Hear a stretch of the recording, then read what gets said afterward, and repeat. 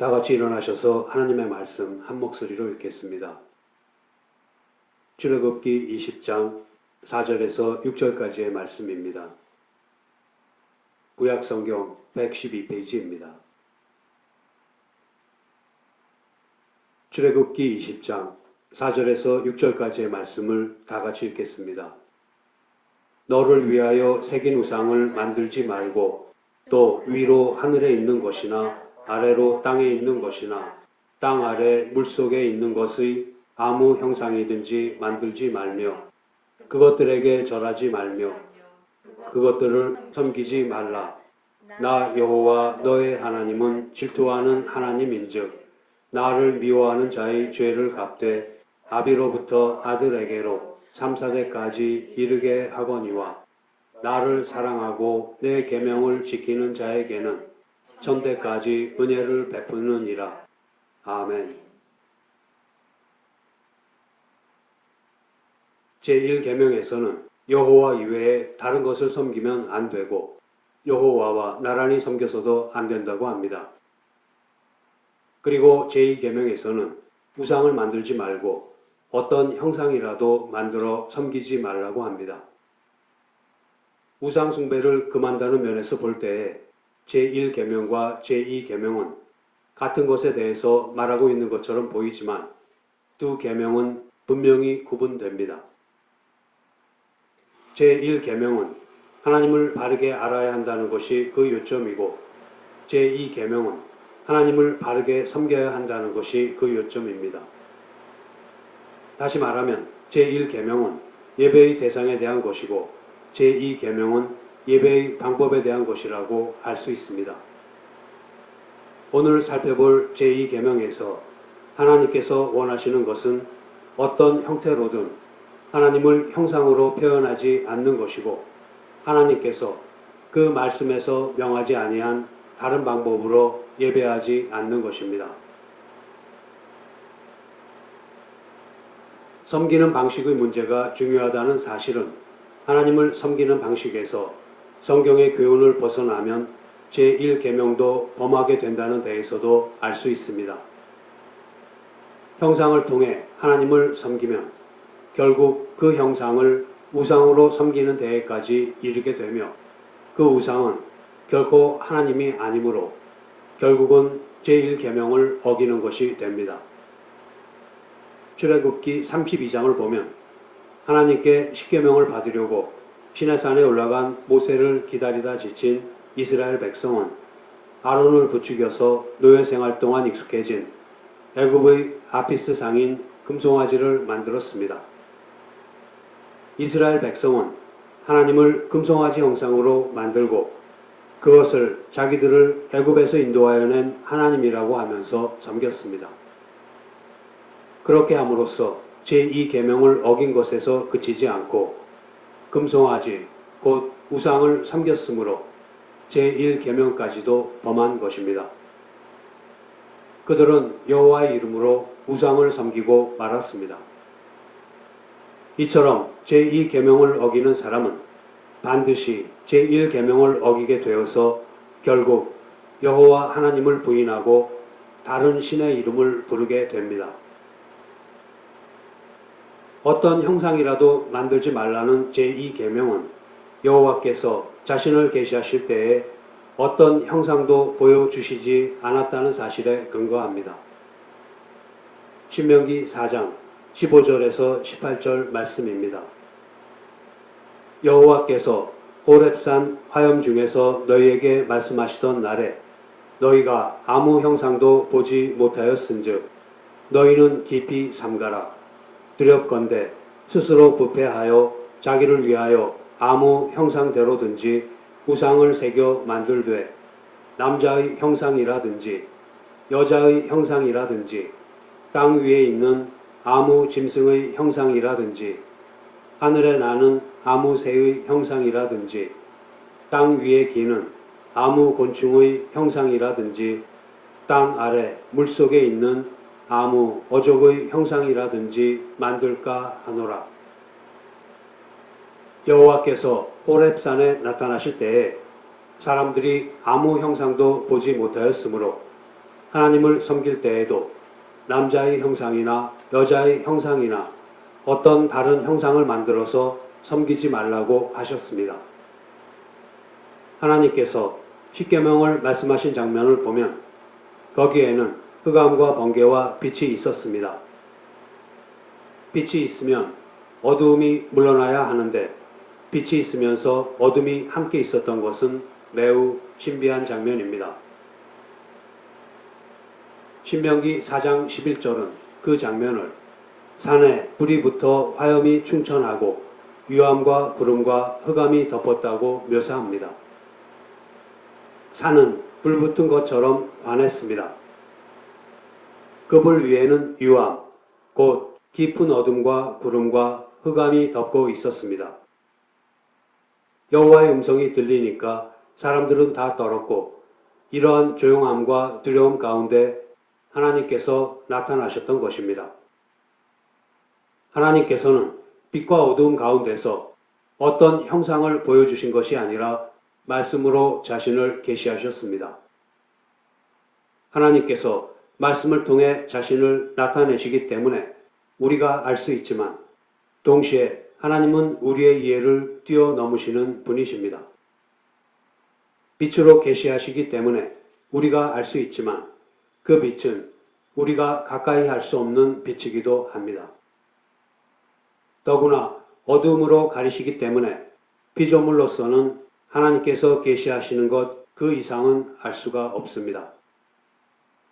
하나님께서는 십계명의 말씀, 곧 언약의 말씀으로 이스라엘 백성 가운데 임재하셨습니다. 따라서 우리는 그 말씀에 의지해서 하나님을 섬겨야 합니다.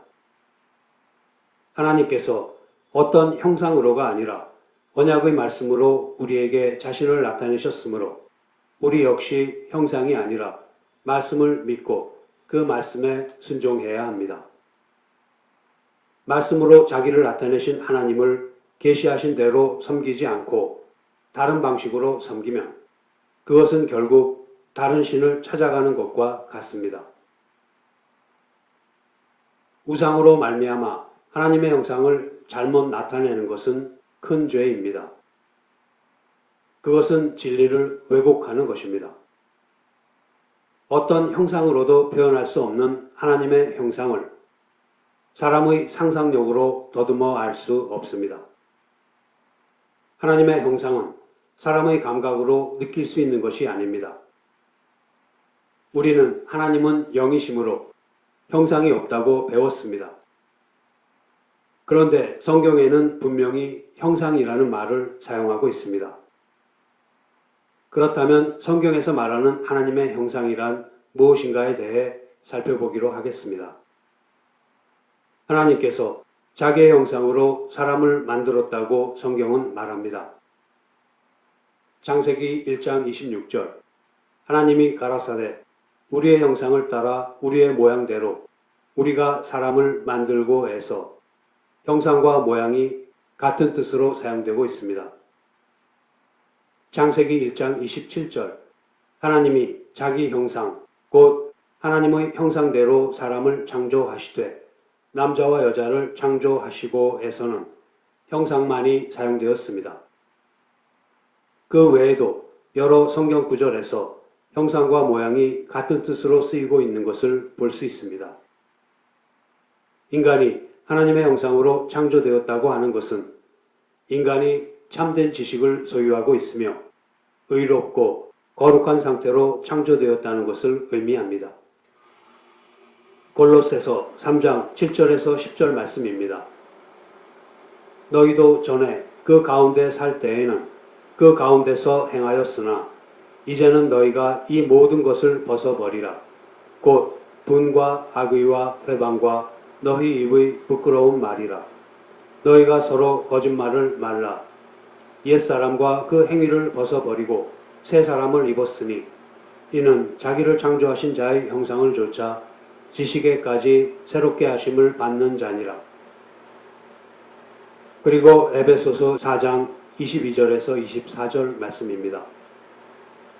너희는 유혹의 욕심을 따라 썩어져 가는 구습을 좇는 옛사람을 벗어버리고 오직 심령으로 새롭게 되어 하나님을 따라 의와 진리의 거룩함으로 지으심을 받은 새 사람을 입으라.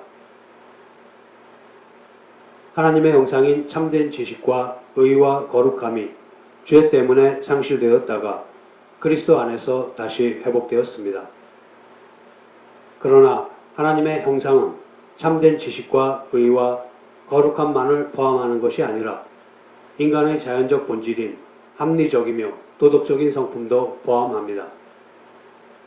죄 때문에 합리적이고 도덕적인 성품이 손상은 입었지만 여전히 인간에게 남아있으므로 영적인 상태와 관계없이 인간을 하나님의 형상이라고 부릅니다. 이러한 사실이 고린도전서 11장 7절 말씀에 나타납니다. 남자는 하나님의 형상과 영광이니 그 머리에 마땅히 쓰지 않거니와 여자는 남자의 영광이니라. 지금까지 살펴본 것과 같이 하나님의 형상은 물체처럼 어떤 일정한 공간을 점령해서 우리가 감각할 수 있는, 특히 눈으로 볼 수 있는 것이 아닙니다. 이러한 하나님의 형상을 새나 사람이나 금수의 형상으로 만든다면 거룩하신 하나님의 형상을 제한하고 왜곡하는 것이 됩니다. 하나님께서는 오늘의 본문 4절에서 너를 위하여 우상을 만들지 말라고 명하셨습니다. 사람들은 우상을 섬기기 위해서 만드는 것이 아닙니다. 앞서 본 신명기 4장 16절에서 말하는 것과 같이 스스로 부패하여 자기를 위하여 아무 형상대로든지 우상을 만듭니다. 즉, 우상을 만드는 자가 자기의 욕심을 채우기 위한 방법으로 우상을 만든다는 것입니다. 어떤 종족이든 그들이 가지고 있는 우상이란 자신들의 현실 생활의 필요와 연관되어 있습니다. 우상을 섬기는 사람들이 처한 자연 환경이나 생활을 보면 그들 스스로가 해결할 수 없는 문제들이 일어나는데 그 양상에 따라서 우상의 형태가 다양합니다. 사람들이 생활할 때 어쩔 수 없이 당하게 되는 재앙이나 불운을 막아줄 수 있는 대상 또는 자신들의 힘으로는 이룰 수 없는 그 무엇인가를 성취하게 해줄 수 있다고 생각하는 대상과 제일 비슷한 상을 만들어내는 것을 볼 수 있습니다. 이러한 나름대로의 욕심과 바램을 구체적으로 만든 것이 우상입니다. 그러나 그들도 우상을 만들면서 만들어진 상 자체가 곧바로 신이라고 이야기하지는 않습니다. 오히려 그들도 자신들이 믿고 싶어하는 어떤 힘이나 신의 특성을 형상으로 표현했다는 것을 인정합니다. 앞서 예를 들었듯이 이스라엘 백성이 광야에서 금송아지를 만들고 이것이 너희를 애굽 땅에서 인도해낸 신이다 라고 하면서 금송아지를 섬기는 그날을 여호와의 절일, 여호와의 축제일로 지내도록 한 적이 있습니다. 그때 그들은 그 금송아지를 여호와라고 부른 것인데 그러면서도 그들은 원래 여호와께서 금송아지 모양을 하고 계실 거라고 생각하지는 않았습니다. 이스라엘 백성은 자기들이 생각하는 어떤 힘이나 능력을 금송아지로 표현한 것입니다. 전에 애굽에서 황소를 섬기는 것을 본 적이 있었고 그 경험을 따라서 하나님을 그렇게 표현하려고 했던 것입니다. 이 예에서 볼 수 있는 것처럼 우상을 만들고 섬기는 사람들도 그 우상이 자기들이 바라는 어떤 힘이나 능력을 표현한 것이라고 생각했을 뿐이고 우상의 모양이 곧 신과 똑같다고는 생각하지 않았습니다. 하지만 우상에 대한 사람들의 생각은 거기서 멈추지 않습니다. 만들어 놓은 상이 곧 신이라고 생각하지는 않지만 이렇게 만들어 둠으로써 사람들은 신이 자기 옆에 있다고 생각하기 시작합니다. 우상이 자기들에게 있으면 그 우상이 나타내는 신도 자기들과 함께 있으면서 자기들의 편이 되어줄 것이라고 생각합니다. 신을 가까이에 둘 수 있다고 생각하고 나면 그 다음에는 거기서 한 걸음 더 나아가게 됩니다. 이제 사람들은 자기들이 그들 곁에 있는 신을 종교적인 예식을 통해서 조종할 수 있다고 생각하게 됩니다. 이를테면 갈멜산에서 엘리야 선지와 대결한 바알의 선지자들이 비를 내려달라고 구하기 위해 큰 소리로 부르고 자신들의 몸을 상하게 하기까지 한 행동들도 자기들의 종교적인 의식으로 바알을 자극하고 조종하려는 생각에서 비롯된 것이었습니다. 이렇게 처음에는 우상이 자기들의 신을 상징하는 것이라고 생각하고 우상을 통해 예배를 드리다가 나중에는 그 우상을 통해서 신을 조종하려고 했는데 결과적으로는 우상 자체를 숭배하는 대로 떨어지게 됩니다. 자기들도 형상은 신이 아니라고 말하지만 결국은 우상 숭배로 떨어지고 마는 것입니다. 우상을 통해 신을 조종할 수 있다는 생각은 우상을 섬기는 모든 사람들의 마음속에 있습니다. 섬기는 우상의 형태가 달라도 그 속에 있는 동기는 동일합니다. 제2계명은 그것을 지적합니다.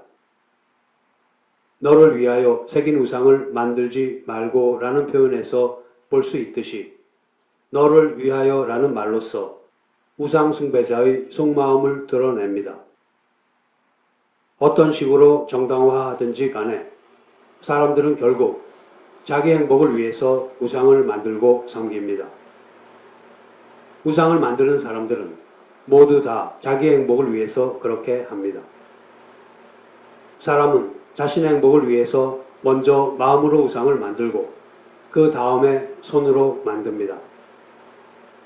그렇게 자기 행복을 위해서 자기만의 우상을 마음으로 생각하고 또 그렇게 생각한 다음에는 그것을 구체적으로 실현해 나아가는 것이 사람의 실상입니다.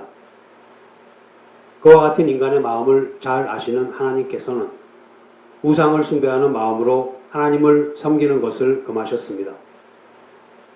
입으로는 하나님을 섬긴다고 하지만 속으로는 자기 행복을 추구하고 또한 어떤 상을 만들어서 종교적인 행동으로 하나님을 통제하려고 한다면 그것이 바로 우상 숭배인 것입니다. 또한 보이는 형상은 만들지 않는다고 해도 40일 금식을 하고 100일 새벽 기도를 하는 것으로서 하나님을 감동시키려 하거나 하나님을 조종하고 통제하려고 한다면 이것 역시 우상 숭배입니다. 탐심은 우상 숭배와 같기 때문에 탐심을 품고 기도하는 것은 하나님께서 듣지 않으십니다. 사람에게 근원적으로 우상을 섬기는 마음이 있는 것을 아시는 하나님께서는 나의 형상을 만들지 말라, 우상을 섬기는 심정으로 나를 섬기지 말라고 말씀하십니다. 너를 위하여 새긴 우상을 만드는 심정으로 하나님께 나아오는 것을 금하십니다. 제2계명에서 너희가 나를 섬길 때 우상을 만드는 방식으로 섬겨서는 안 된다 하고 아주 분명하게 가르쳐 주신 것입니다. 오늘의 본문 5절과 6절입니다.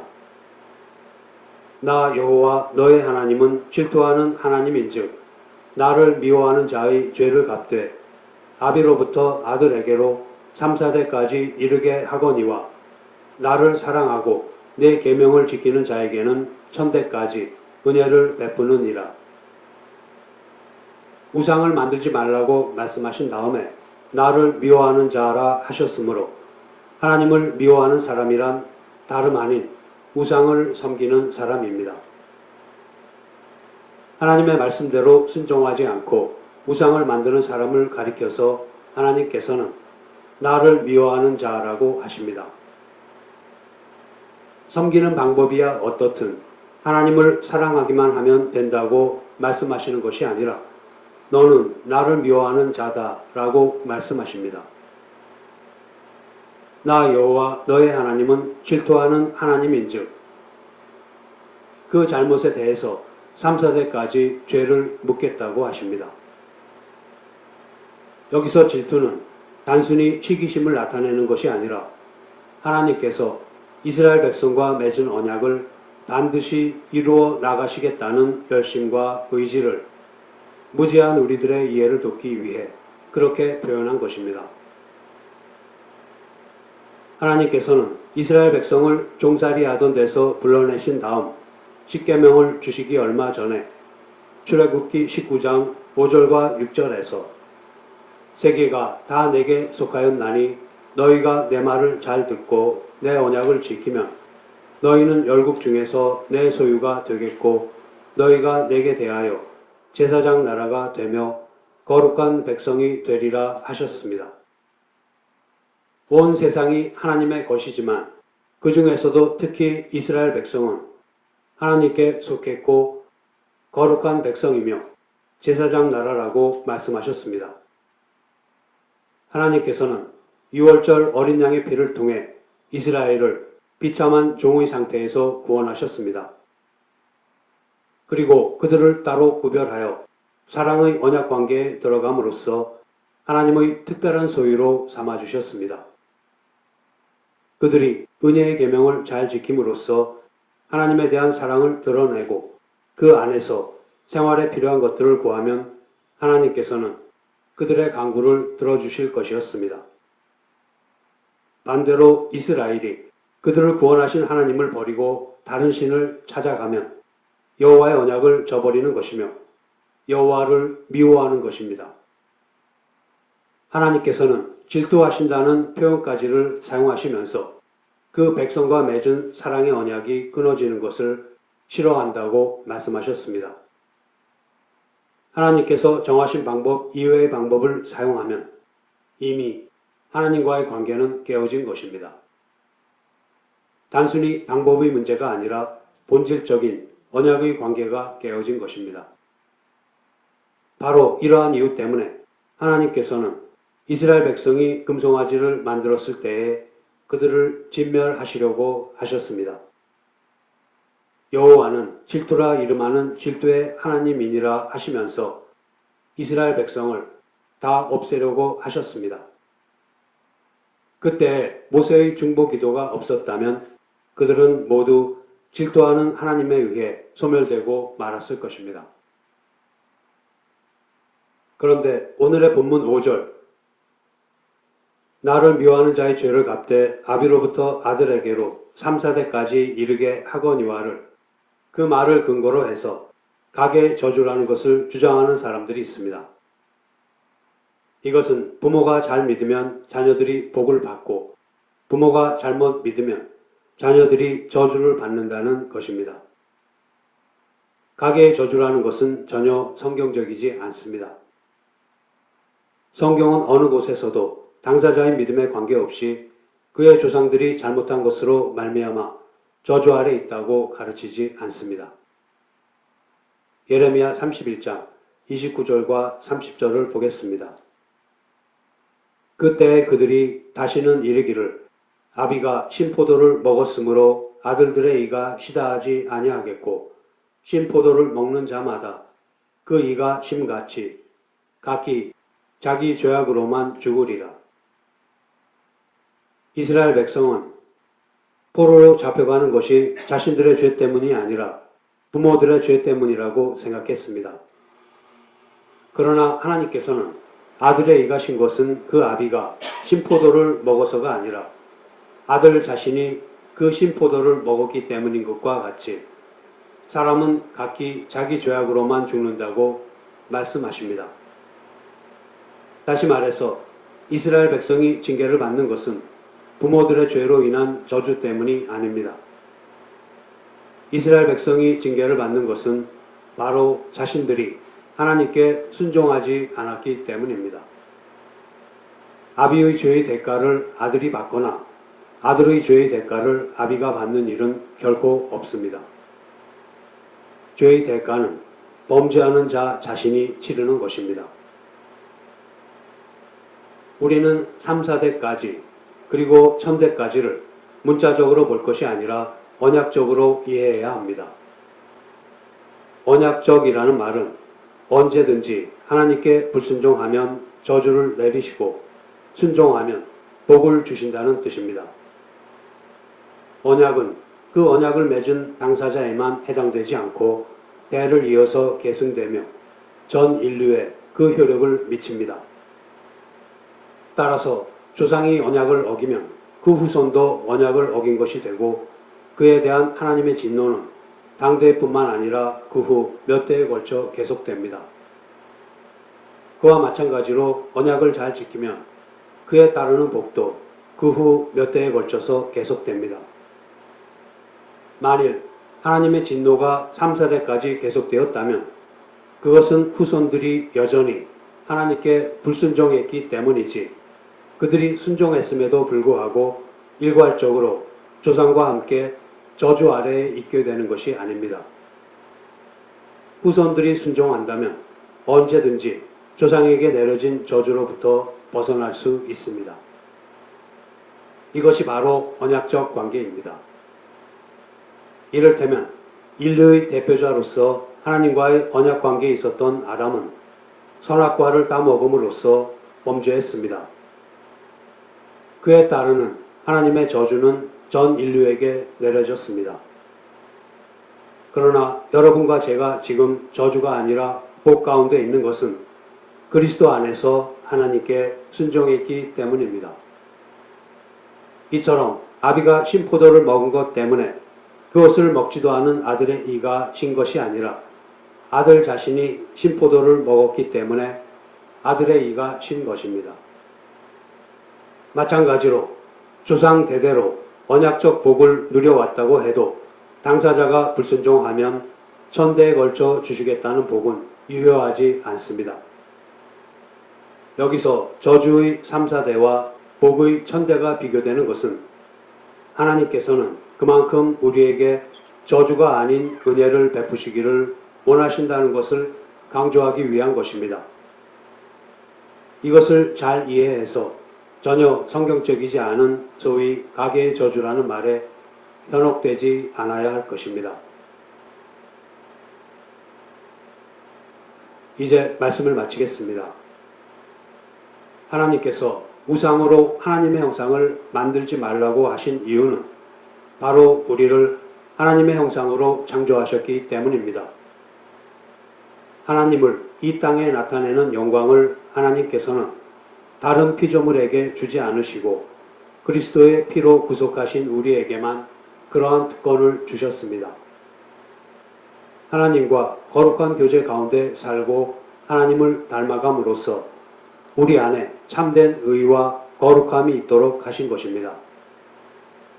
형상이 아닌 말씀으로 자신을 나타내시고 또 함께 하시는 하나님께서는 우리 역시 형상 아닌 말씀으로 말미암아 마음을 다하고 성품을 다하고 힘을 다하여 하나님을 사랑하며 말씀에 온전히 순종하기를 요구하십니다.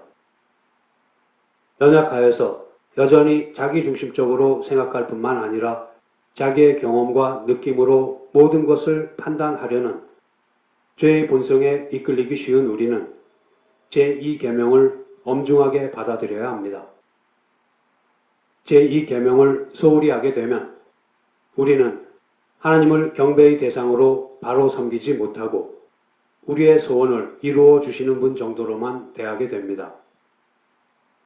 하나님의 말씀에서 가르쳐 주신 방식과는 달리 자기중심적인 그릇된 방법으로 예배를 드리고도 하나님은 사랑이 많으시니까 이런 예배도 다 받으신다 하고 생각한다면 그것은 바로 우상을 섬기는 마음과 방식으로 예배를 드리는 것입니다. 이것은 단순히 예배를 드리는 방법의 문제에서 그치는 것이 아니라 하나님과의 언약에 관한 문제이기 때문에 질투하시는 하나님께서는 제2계명에 세대에 걸친 복과 저주의 약속까지 하시면서 엄하게 말씀하신 것입니다. 형상을 만들거나 섬기지 말라고 하나님께서 말하신 이유는 우리를 사랑하시기 때문입니다. 은혜로 구원에 참여하게 된 사람들이 하나님을 바르게 섬길 수 있는 방법은 오직 말씀이라는 것을 가르쳐 주신 것입니다. 따라서 하나님께서는 교회 안에서 어떤 형상을 만들어 예배나 가르치는 일에 사용하는 것을 엄격히 금하셨습니다. 그럼에도 불구하고 교회 역사를 보면 조각이나 그림이 교회에서 많이 사용되었습니다. 요즘에는 열린 예배나 월십 댄스 등의 바람직하지 못한 현상이 유행하고 있습니다. 성도 여러분, 이 세대를 본받지 말고 오직 마음을 새롭게 함으로 변화를 받아 하나님의 선하시고 이뻐하시고 온전하신 뜻이 무엇인지 잘 분별하여서 하나님을 바르게 알고 바르게 섬기는 저와 여러분이 되기를 소원합니다. 기도하시겠습니다.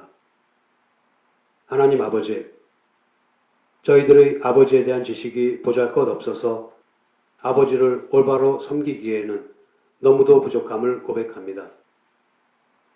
이러한 저희들을 불쌍히 여기셔서 좁은 소견에 옳은 대로 행하게 놓아두지 마시고 성령님의 인도하심과 공급하심으로 날로 참된 지식 안에서 자라나서 주님을 따라 의와 진리의 거룩함으로 지으심을 받은 새 사람이 되게 하여 주시옵소서.